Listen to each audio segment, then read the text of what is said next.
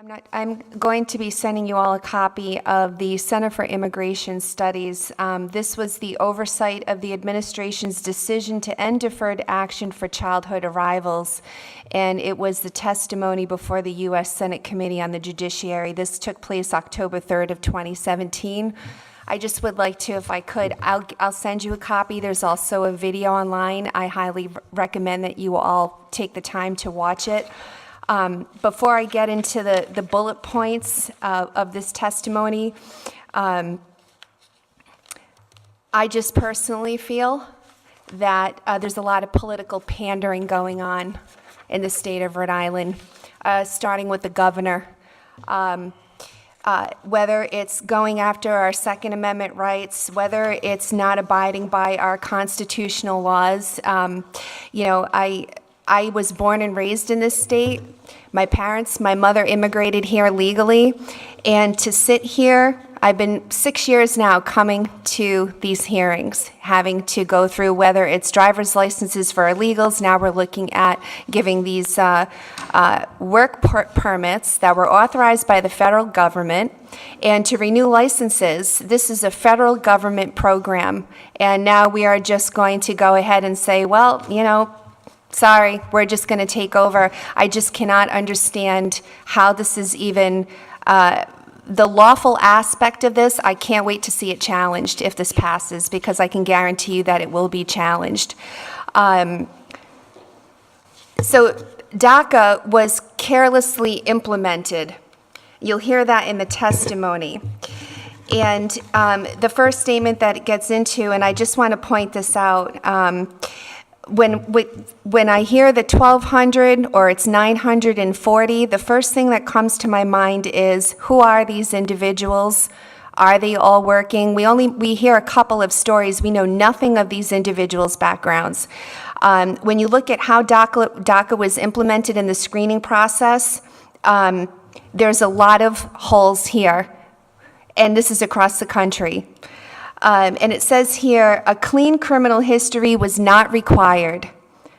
Applicants could have up to 2 misdemeanor convictions or multiple misdemeanors if they were associated with 2 separate incidents. Felony or misdemeanor convictions having to do with illegal status, such as identity theft or immigration fraud, were excused. Among the crimes that would not necessarily disqualify an alien for DACA: child pornography, child abuse, assault, kidnapping, larceny, robbery, theft, voter fraud, petty theft, possession of drug paraphernalia, public intoxication, fleeing from an officer, disorderly conduct, vandalism, indecent exposure, prostitution, and trespassing. Minor traffic offenses, such as driving without a license or insurance or reckless driving, were not disqualifying, even if considered criminal under state law. That was just one example of how DACA was carelessly implemented. The characteristics of DACA recipients: 73% of DACA recipients surveyed live in low-income households, defined as qualifying for free lunch in high school. 22% have earned a degree from a 4-year college or university. 21% have dropped out of high school. 20% have no education beyond high school and no plans to attend college. 59% obtained a new job with a DACA work permit, but only 45% increased their overall earnings. 36% have a parent who holds a bachelor's degree, and 51% were already employed before DACA. What the legislators, this is addressed to Congress, but to you all as well.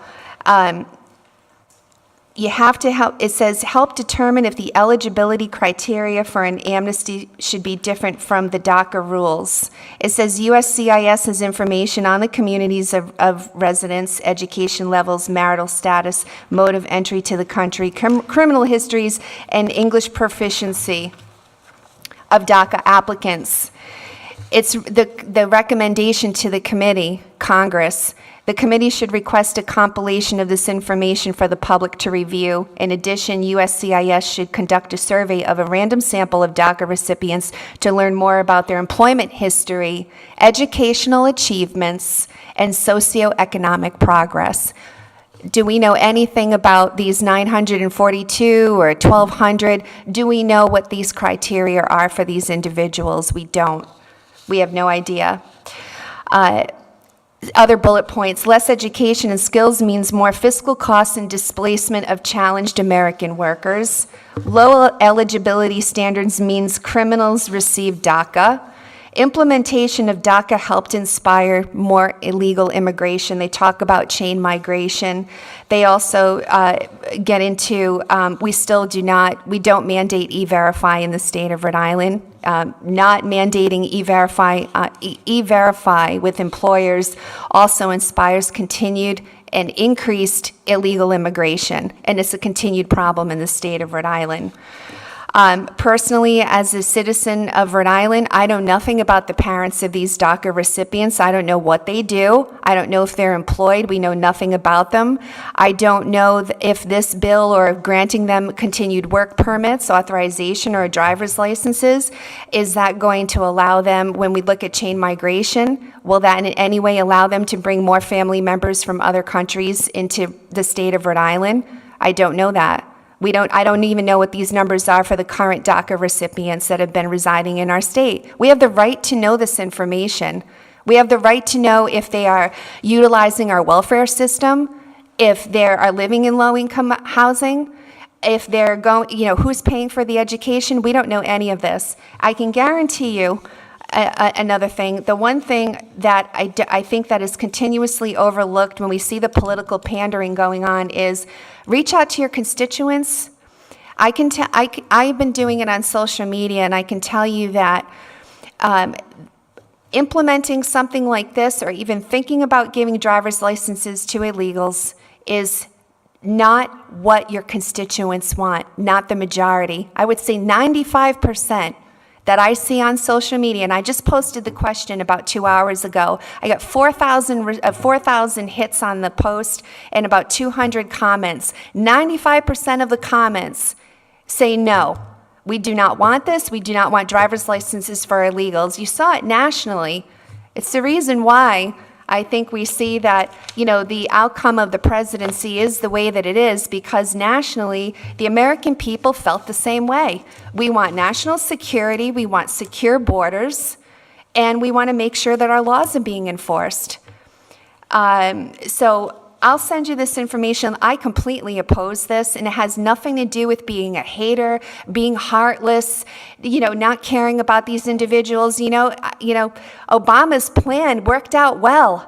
I got to give him credit. He's pulling on all of our heartstrings. This was the plan from 2012. It was his plan to figure out a way of how can I grant amnesty to these individuals? What is going to be my way to do it?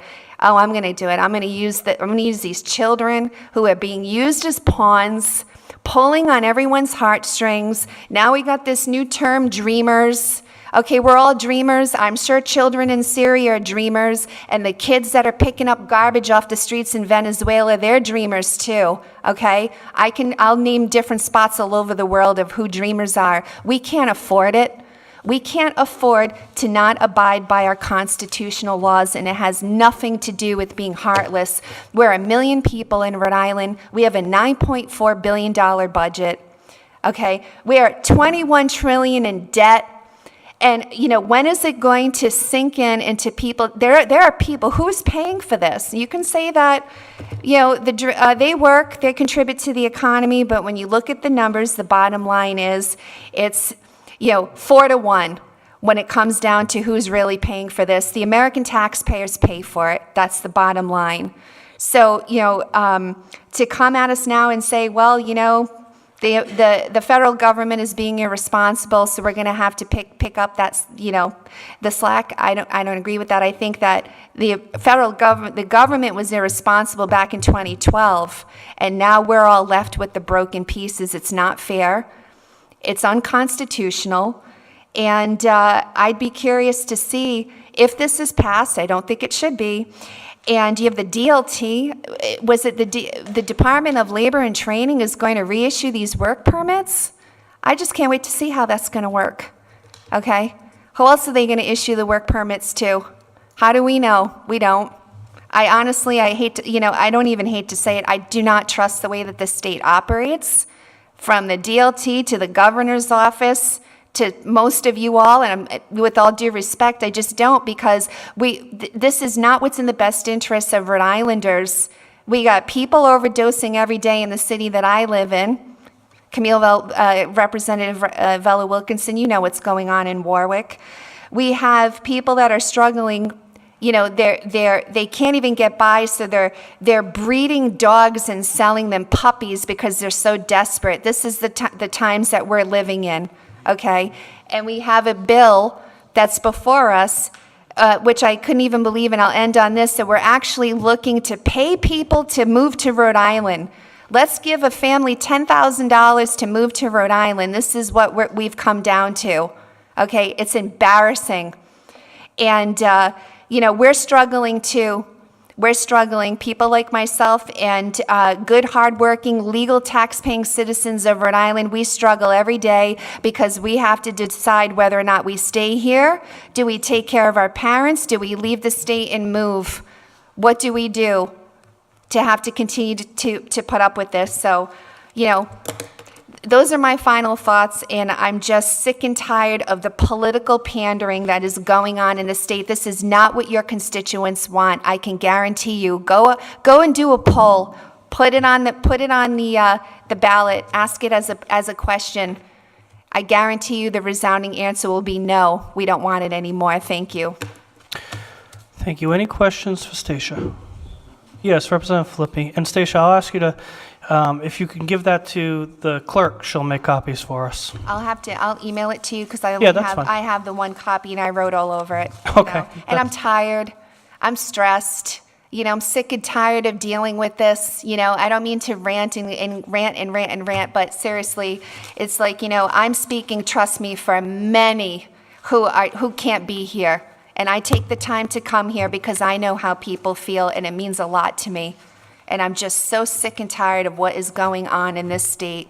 You can't even imagine. I think Representative Thank you. Filippi has a question for you. Thank you, Stacia. And I feel a lot of your frustrations. I just want to read something real quick, and it's actually a tweet. And it says, does anybody really want to throw out good, educated, accomplished young people who have jobs, some serving in the military? Really? They've been in our country for many years through no fault of their own, brought in by parents at a young age. And that was by Donald Trump on September 14th, 2017. And I disagreed with him if he tweeted that. I didn't agree with it. So I just don't. You know, look. But this isn't. It's a difficult issue, and it's not as clear cut as you put it. And I just think that, you know, Donald Trump is someone who I think you said that's why the election went the way it did. But here he is supporting Dreamers, and I just don't think it's as clear cut as you make it. And I think it really is a special class of people that we're dealing with here. And it's not giving licenses to illegals, as I read your Warwick Watch post after you said that, where you had 191 comments. You know, your post was, how do you feel about giving driver's licenses to illegals? And I just don't think that's a fair representation of what we're doing here. It's a very. I disagree. I'm sorry. I understand, but They are illegal. They're illegal parents brought in illegal children. And that's exactly how this all happened. Okay, and it's unfortunate. I just think we need to be more intellectually honest when we're dealing with this issue by talking about what we're dealing with. And even our president at one time was very supportive of Dreamers. And I just want to put that on the record. But the rest of your frustration, Stacia, I truly feel sometimes. How does this ensure, is there going to be clear documentation on these special driver's licenses that will specifically indicate that they are not lawful permanent residents? Is that going to be clearly marked? Okay, we don't know anything about how this is going. You know, I don't have it in front of me. I don't know the details about it. I look at the DLT, and they're going to reissue these work permits. I don't know much about that. I don't. You had one, I'm sorry, you know, and I know it's late here, but, you know, it's just there's too many questions, and then you have to look into how can it be taken advantage of. If you do, you know, if we're going to take control of this, we're going to supersede the federal government. I just don't, I mean, so what happens if the federal government comes back and says, we're just completely eliminating DACA, too bad, no work permits, you can't do this, and they file a lawsuit? Then what's going to happen to these 1,200 people? What are we going to do with the 942? What is the plan there? Do we have a plan B? You know, I maybe would be a little bit more open-minded if I didn't hear that Providence was a sanctuary city and that we continue, okay, to allow it to be. I would maybe be a little bit more open-minded if we mandated E-Verify, made employers, if we did something. We don't do anything. You know, all I see, I come here for 6 years and it's like more and more and more, and it's our right, we deserve it, we're dreamers, we belong here, we're here, we're here. But what do you know, where is there any type of drawing the line on protecting our laws? We don't do that here in this state. I think the law was drawn when there were proposals for licenses for all undocumented individuals, and I think this body... For who? I'm sorry, for what individuals? For undocumented individuals. Okay. I think a line was drawn. The bills have been submitted. They haven't passed this body. I think the governor said she was going to do that by executive order, and she didn't do that. So I don't think things keep getting given up, and I just don't think it's like intellectually honest to explode this DACA program into this is something that we're doing for all undocumented individuals. It's a highly political topic. It's being but that's exploited. That's why we have to, I think, look at the do. policy for what it is and focus in on what this bill deals with, The and recent not bring in tweets- all these other immigration issues. And you raised a lot of good points, and I've seen our attorneys taking copious notes, and this bill will probably be amended and drafted, and a lot of the issues you raised, I think, will be dealt with. So I hope thank so. you for your testimony, Stacia. And just recent update, right now the president is actually opposing DACA. I don't know if you saw that. And then you see Governor Raimondo say that she just wants to ante up now. You know, we got to make sure, because she sees where the president stands, she's even more inclined now to push this through. It's almost like this battle's going on. Who's going to get their way? You know, it's sad. I'll be honest with you. I don't like to see people being used as political pawns, but that's what it's become. That's what it's always been. I don't think this body is doing that. Certainly, I speak for the members on this committee. We focus on the issues, and I don't think any of us are playing politics. We're looking at this issue and trying to make the right decision. Do you happen to know if any of these individuals have even tried to vote using these special licenses? Do we know that? We don't know. You'll see in the legislation it specifically says this license cannot be used to vote. But we don't know that. We just don't know. We don't. I'm sorry. I mean, I just don't trust it. I do not trust it. I think it's just another way for somebody to just sneak in and do what they're not supposed to do with what, you know, they've been granted. Let's hope the sub-A Maybe addresses a lot of the issues maybe it can you've genuinely raised. help some, but I still think it just opens up the door to problems. I really do. But thank you. Thank you. You for the time.